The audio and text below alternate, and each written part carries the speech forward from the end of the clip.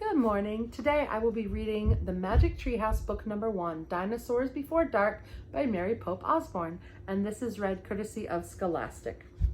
In the last few chapters, Jack and Annie found a treehouse full of books, and when they went up into it, the treehouse spun around, and the next thing they knew, they found a pterodon, and it looked like they'd been transported 65 million years ago.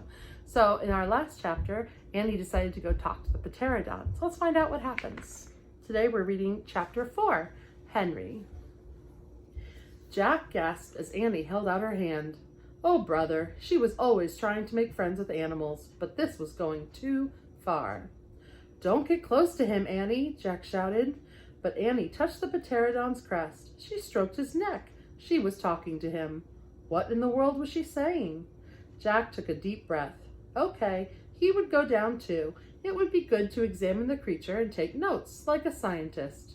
Jack started down the rope ladder. When he got to the ground, Jack was only a few feet away from the creature. The creature stared at Jack. His eyes were bright and alert. He's soft, Jack, said Annie. He feels like Henry. Jack snorted. He's no dog, Annie.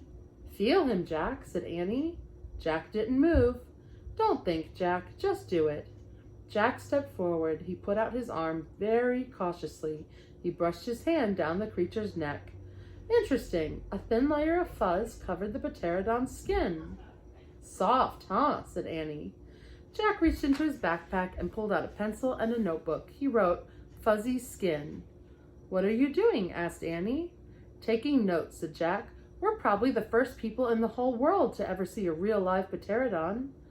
Jack looked at the pterodon again. The creature had a bony crest on top of his head. The crest was longer than Jack's arm. I wonder how smart he is, Jack said. Very smart, said Annie. Don't count on it, said Jack. His brain is probably no bigger than a bean. No, he's very smart. I can feel it, said Annie. I'm going to call him Henry. Picture of Henry. Jack wrote in his notebook, small brain? Jack looked at the creature again. Maybe he's a mutant, he said. The creature tilted his head. Annie laughed. He's no mutant, Jack. Well, what's he doing here then? Where is this place? Said Jack. Annie leaned close to the pterodon. Do you know where we are, Henry? She asked softly.